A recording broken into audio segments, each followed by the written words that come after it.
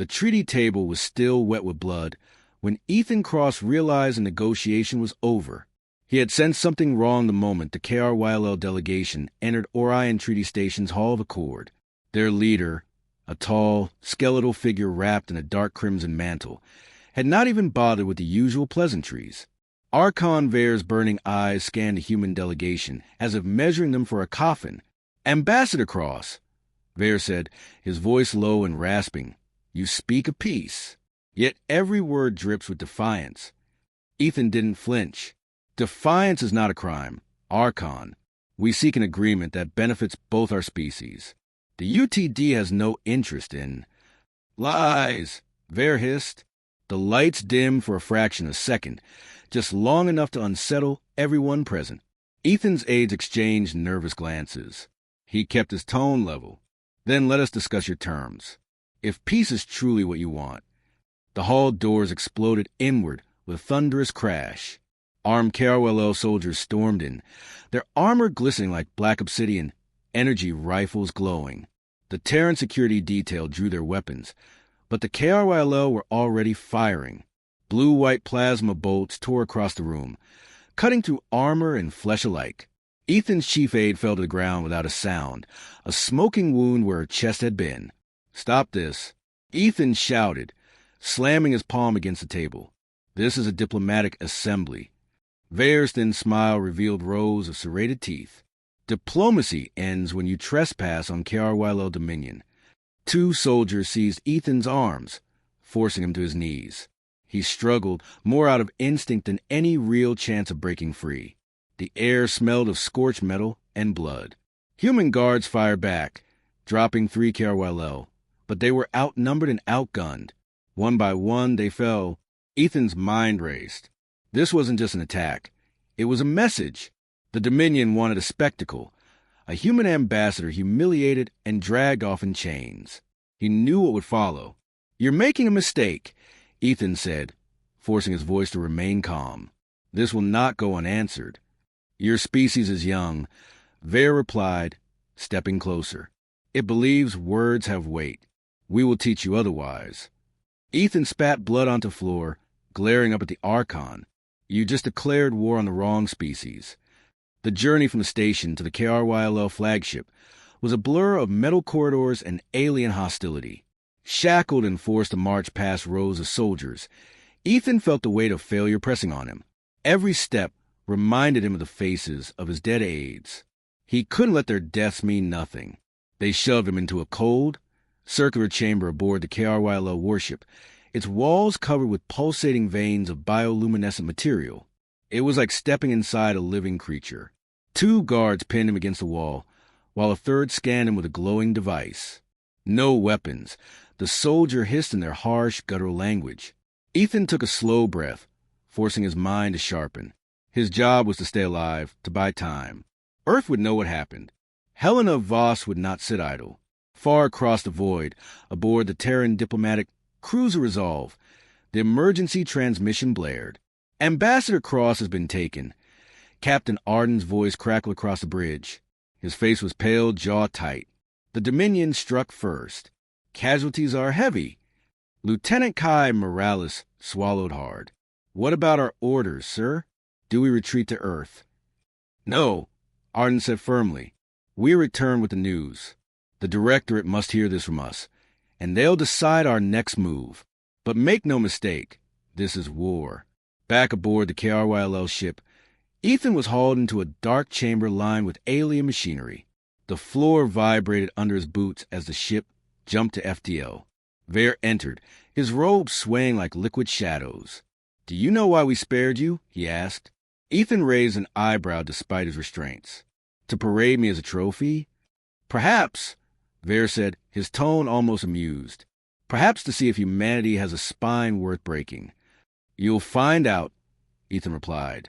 The Archon studied him in silence for a moment, then gestured to the guards. "Take him to the deep cells. Let him ponder his defiance." The cells were little more than living caverns carved into the ship's organic hull.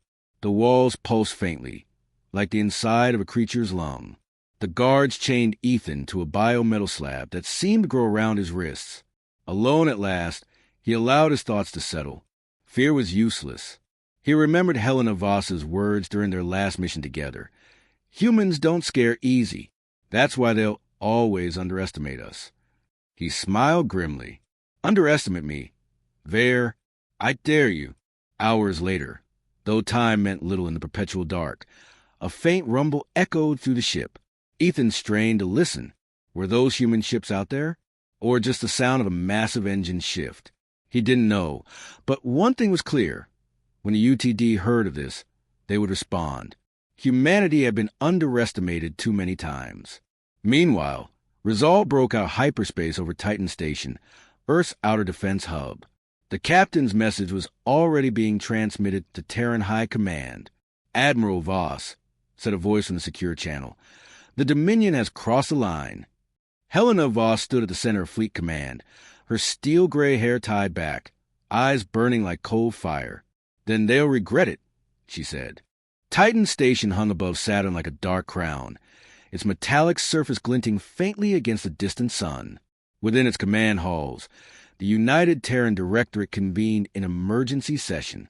The room, circular and lined with holographic displays of fleet deployments, was tense with unspoken fury. Admiral Helena Voss stood at the center, her posture straight as a blade. The KRYL Dominion has committed an act of war, she said, her voice cutting through the murmurs. They executed our delegation, took Ambassador Cross alive, and broadcast a message claiming humanity will kneel or burn. Director General Aiden Core leaned forward, his gaunt face pale but resolute. Do we have confirmation? There's no chance this was a rogue faction. No, Helena replied. The attack bore Ver's signature. He wanted us to see. He wanted a response. Silence filled the chamber. The hollow table between them displayed a rotating projection of the Listen Expanse. KRYL-controlled sectors marked in blood red. Human colonies blinked in soft blue at the edges, vulnerable like fireflies before a storm. Helena broke the silence. If we hesitate, the Dominion will see weakness. They'll come for our colonies next. We need to act now. A low hum filled the room as tactical advisors uploaded real-time battle scenarios. Admiral Voss's hand hovered over the hollow map. She was known for her ruthless precision and an ability to turn impossible odds into calculated victories. Fleet Command recommends immediate mobilization, she continued. 3 carrier groups stationed in the Perseus Arm, plus the Resolute Vanguard fleet at Titan, will strike the Dominion's forward outposts. We hit fast, disrupt their logistics, and force them to rethink their advance. Director Core raised a brow. And Cross, we will bring him back, Helena said with unwavering certainty. But this isn't just a rescue mission anymore. This is survival. The decision was unanimous. Humanity would not bow. Orders rippled through the chain of command. Across the Terran fleet, lights flared on as ships prepared for war. On board the battleship TSS Valkyrie, Captain Reeves studied the incoming orders. The Valkyrie was humanity's newest dreadnought, its black hull lined with shimmering energy shields and railgun batteries, capable of tearing through a cruiser in seconds. Message from Fleet Command, said Lieutenant Nova Chun. Admiral Voss herself is coordinating. We're part of the first wave. Reeve nodded, his sharp gaze never leaving the tactical display. Then let's give the Dominion a lesson in what humans can do when pushed too far. Back on Titan Station, Helena Voss stood alone at the observation deck, watching ships launch in coordinated waves. Her mind drifted briefly to Ethan Cross.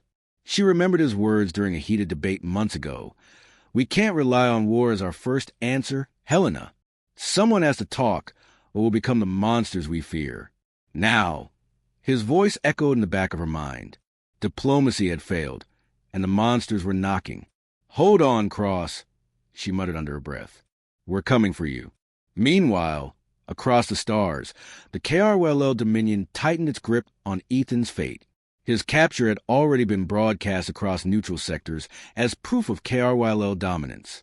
The Dominion's message was clear. Humanity's ambassadors were pawns, and no negotiation would save them. This broadcast had the opposite effect on Earth. The UTD's propaganda networks roared to life. Footage of the attack on Orion Treaty Station flashed across every colony channel. Images of fallen diplomats, unarmed and gunned down, ignited public outrage. Enough, a woman muttered on a mining station orbiting Proxima. Others in the room echoed the same sentiment. Across human settlements, the message spread like fire. No more diplomacy. No more waiting. The Dominion must fall. Helena knew the power of that fury. She stood before the Directorate Council hours later and addressed the entire Terran network. "People of Earth and beyond," she began, her voice calm but laced with iron. "The KRYL Dominion believes we are fragile. They believe we are divided. They are wrong. Today, humanity unites.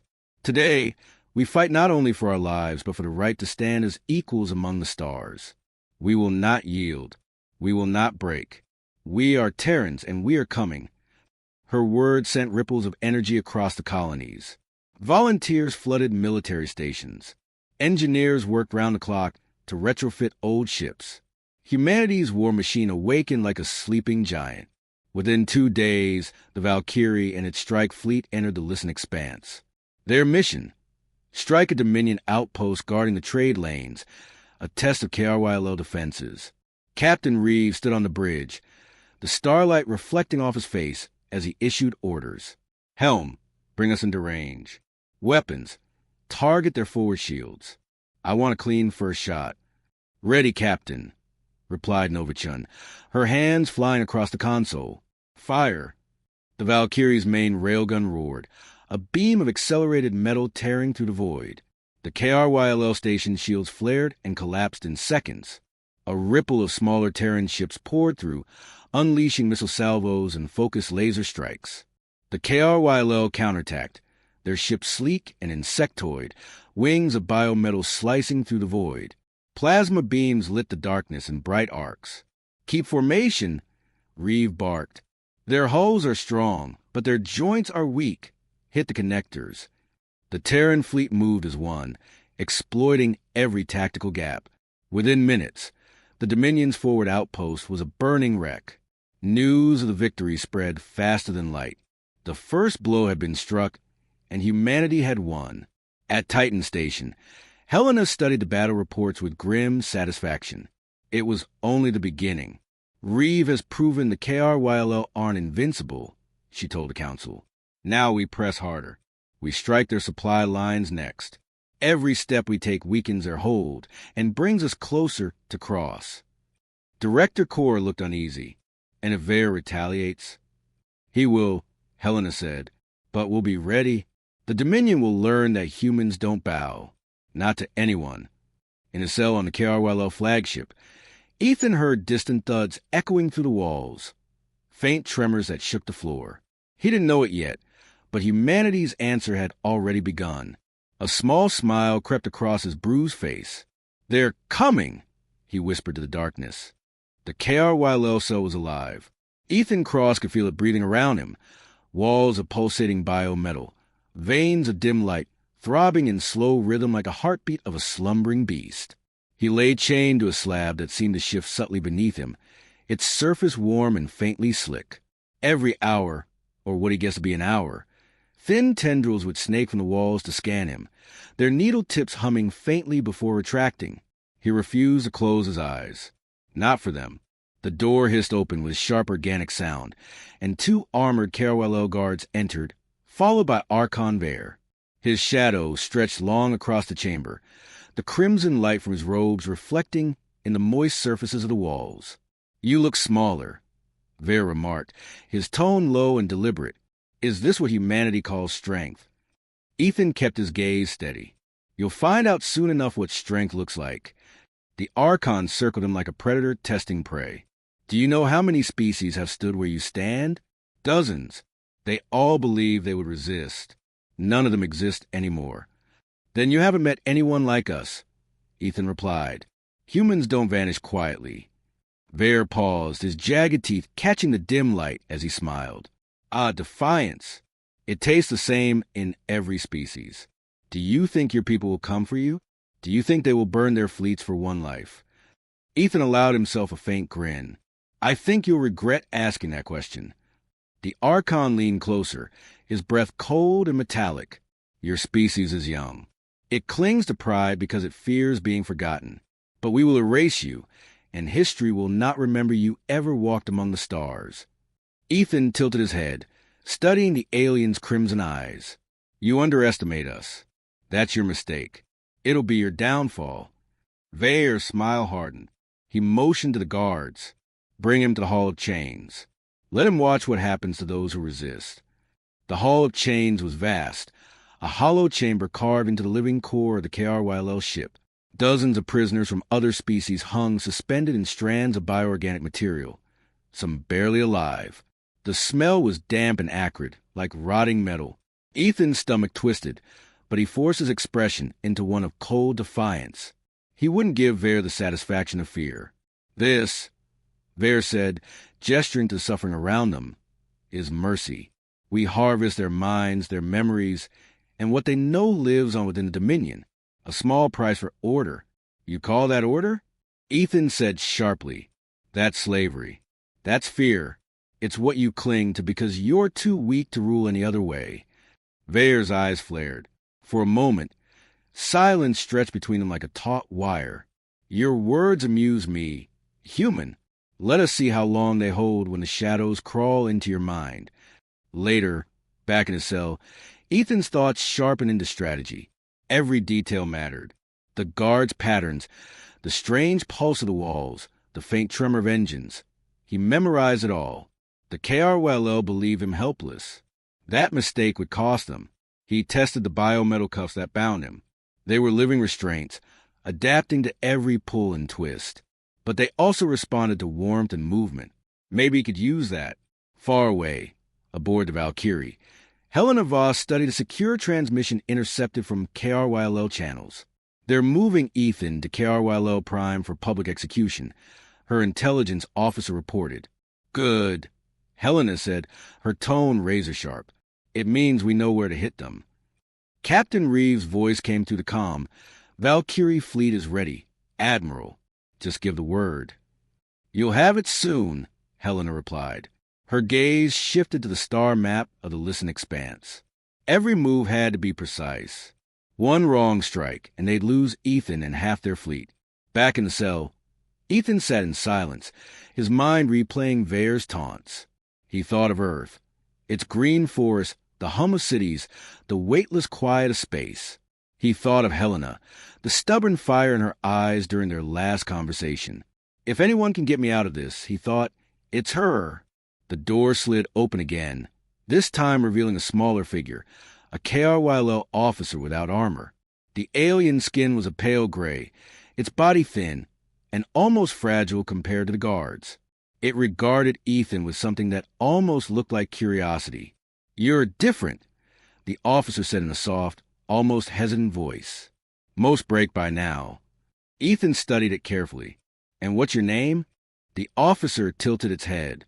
Names are relevant among the KRYL, but you may call me Cell. I do not agree with the Archon's methods. Ethan narrowed his eyes. Then why follow them? Cell hesitated, as though the question itself was forbidden, because the Dominion crushes dissent. But your species fights differently. It reminds me of something we lost long ago. Ethan sensed an opportunity. Then help us stop him.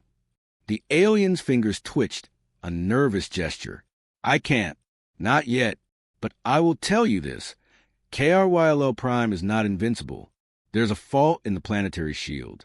A weakness your fleet could exploit, if they knew where to strike. Then tell me where, Ethan urged. Cell glanced toward the door, fear etched across its face. I'll return. I risk much speaking with you. Survive until then. The alien slipped out, leaving Ethan with a flicker of hope burning brighter than before. Hours passed, if hours even existed in this place. Ethan tested his restraints again, this time noticing that when he tensed and released repeatedly, the organic cuff shifted slightly, as though confused by the irregular movement. He stored that detail away. On board the Valkyrie, Captain Reeve received Helena's final orders. We strike KRYL Prime, she said, her voice steady. Not just to save Cross, but to show the Dominion that humanity will carve through their heart if pushed. Reeves' jaw tightened. Then we'll make sure they never forget us. In the hauled chains, Ethan dreamed of fire. Not fear, fire. Ships burning through the void, Terran steel cutting through Carwilo arrogance. He could almost hear the distant thunder of railguns. "They're coming," he whispered again, and this time the walls seemed to pulse in response, as if the ship itself felt the tension building. The Terran fleet emerged from the jump corridor like a wall of steel and fire. Dozens of warships, sleek destroyers, massive carriers, and the dreadnought SS Valkyrie at their center, spread into formation above the cold void of KRYLO-controlled space. Their hulls gleamed with silver armor, while blue energy shields pulsed like a heartbeat. At their core, Admiral Helena Voss stood on the command bridge, her eyes fixed on the holographic display. "Status report," she ordered. "Fleet elements are in position," said Tactical Officer Kai Morales, his voice taut with anticipation. "The Dominion's forward fleet detected us, but they're holding their line. They think we'll hesitate." "They're wrong," Helena said, her tone flat and certain. "Signal all ships. Begin the strike." The first salvo shattered the silence of space. Terran railguns fired with blinding bursts, their kinetic rounds tearing through the vacuum at incredible speeds. Missiles trailed white plumes, their warheads cutting across the darkness like sparks. On the display, the KRYLO fleet shifted into a defensive phalanx, their insectoid vessels glistening with iridescent armor. "Contact in 30 seconds, Morales reported. "Keep the Valkyrie at the front," Helena commanded. "We draw their fire. Hit their carriers hard, and don't give them a chance to regroup." The bridge vibrated as the Valkyrie's main rail battery discharged again, a deafening hum followed by the satisfying flash of impact on a KRYLO destroyer. "Direct hit," shouted a gunner. "Their starboard shields are collapsing." "Finish it," Helena said. A second shot from the Valkyrie ripped the enemy vessel apart. The KRYLO countered, plasma beams scorching across the fleet's shields, lighting up the void like the veins of storm. "Multiple hits on Sentinel-2," Morales reported. "Shields are holding but dropping fast." Helena's eyes narrowed. "Have them pull back behind the Valkyrie. Tell Captain Reeve to take the flanking formation. Cut their line in half." The order relayed. The Terran formation shifted like clockwork. Smaller cruisers dove through gaps in the KRYLO wall, striking at the joints of their alien hulls, where armor was weakest. "Look at that," Morales murmured, almost smiling. "They don't know how to handle our formations." "They thought humans would fight like them," Helena replied. "We don't." While the Terran fleet carved its way forward, Ethan Cross was enacting his own desperate plan. In the dim cell aboard the KRYLO flagship, he worked the organic cuffs with careful precision. Every tensing of his wrists made them adjust slightly. Cell's cryptic visit had given him hope, and determination sharpened into action. The sound of distant thuds reverberated through the ship's walls. Ethan knew those weren't routine engine sounds. The war had reached them. "Time's running out," he whispered, twisting his wrists in rapid, unpredictable motions. The cuffs pulsed angrily, but loosened by a fraction. Sweat beaded across his forehead as he repeated the process. The door hissed open. Cell stood there, visibly trembling. "Your people are attacking," the KRYLO whispered urgently. "The Archon prepares to flee to KRYLO Prime.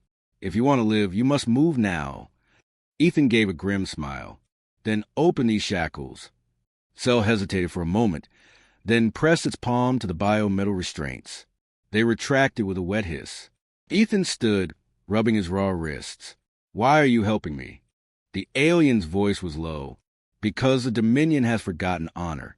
Perhaps your species will remind them." Back at the battlefront, chaos reigned. The KRYLO fleet tried to reform, but the Valkyrie tore through a defensive line with relentless precision.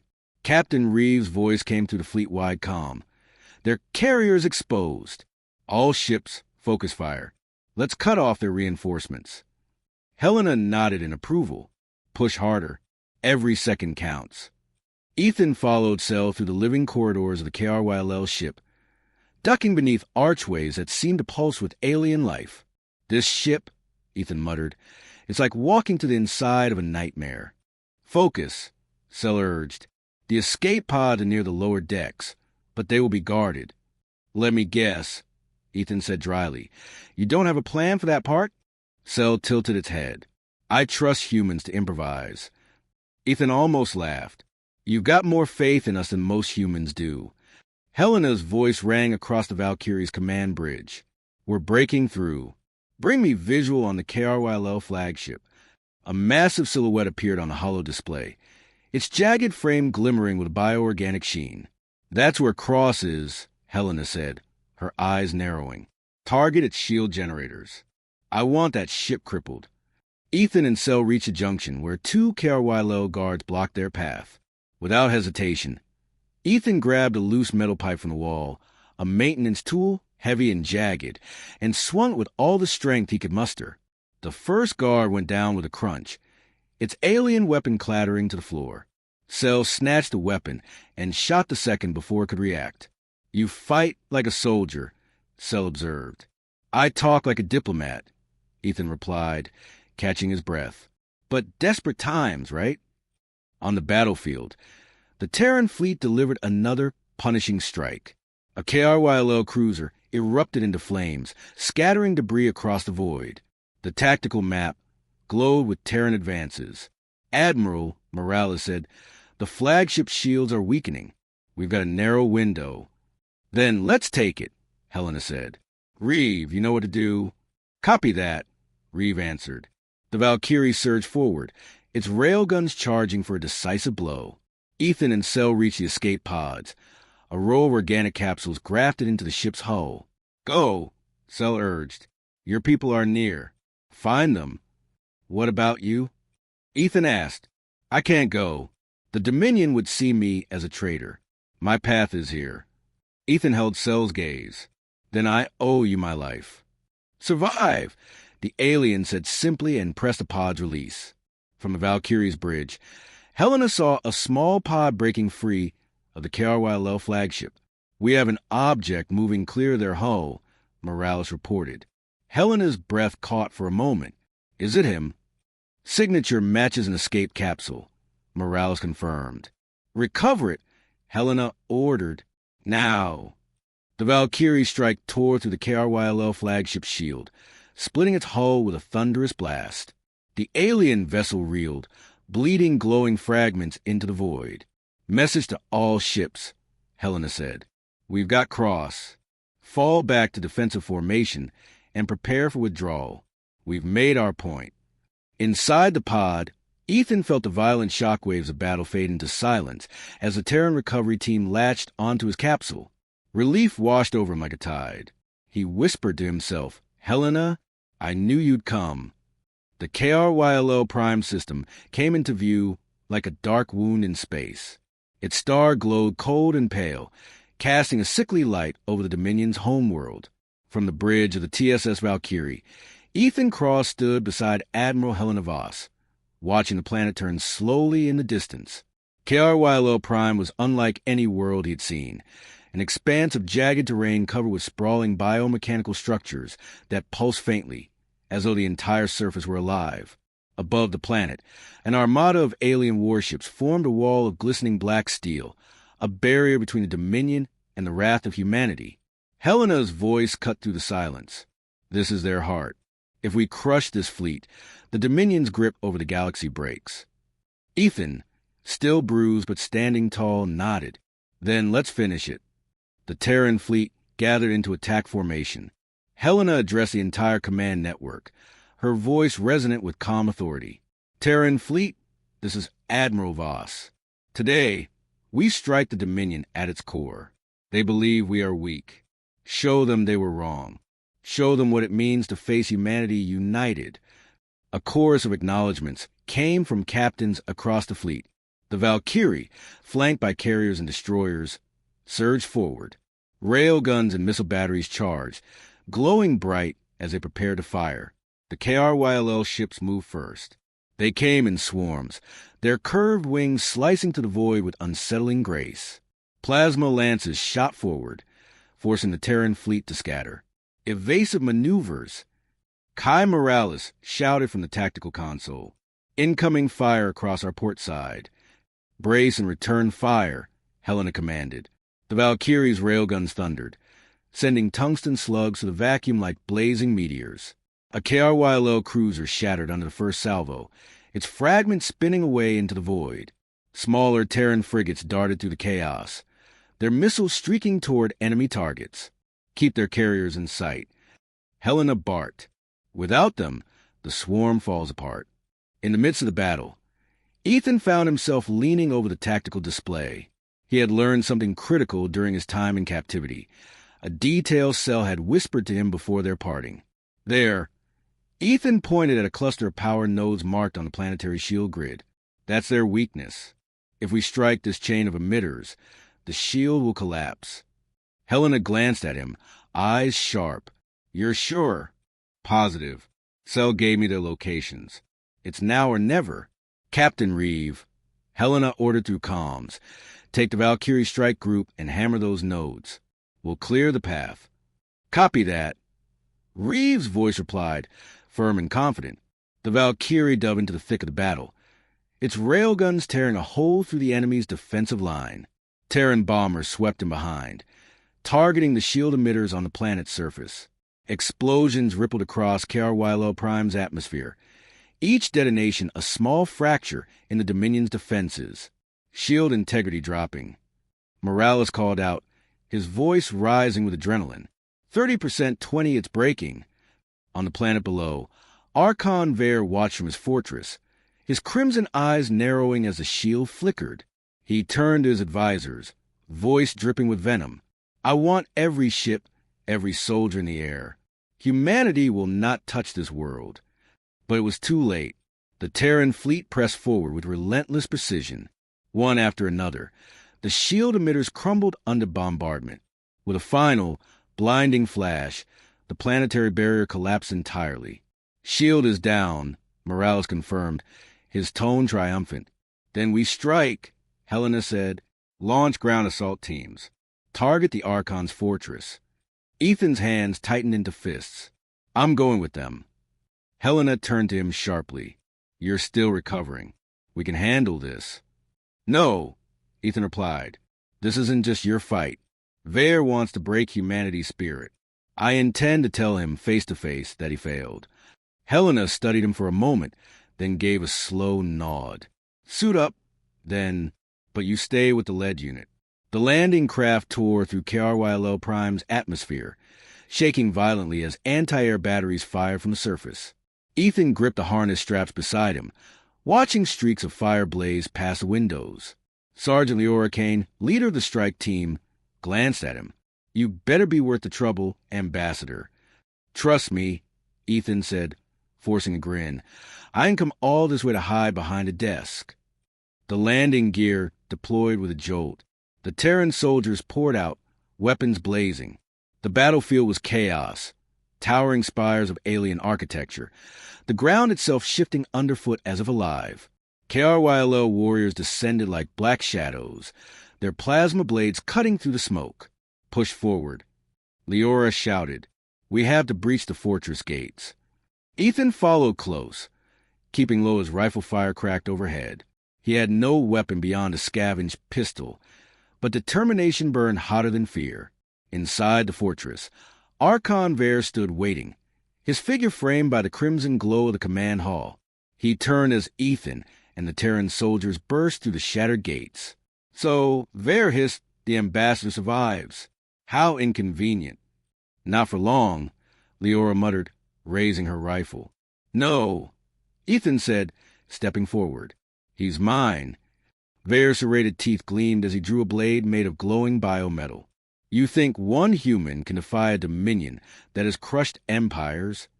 I think one human can tell you this, Ethan said, voice steady. Your time is over. The Archon lunged, his movements a blur. Ethan barely dodged, the blade slicing sparks off the wall. He grabbed a fallen soldier's combat knife and countered, driving the blade toward Vare's chest. The two circled, trading blows.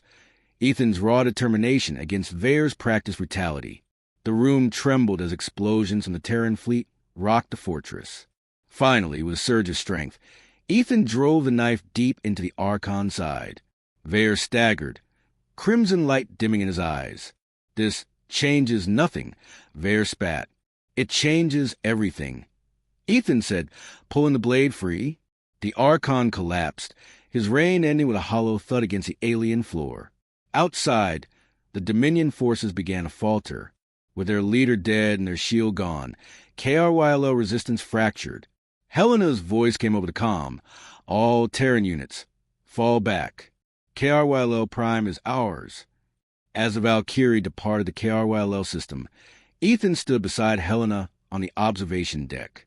The planet below burned, its once imposing spires reduced to smoldering ruins. We won, Helena said quietly. Ethan nodded. At a cost, but they'll never forget what humanity can do when pushed. Helena turned to him, her expression softening. And neither will we. You stood your ground, Cross. You gave them something to fear. Ethan looked out at the stars. Let them fear us. We've earned it.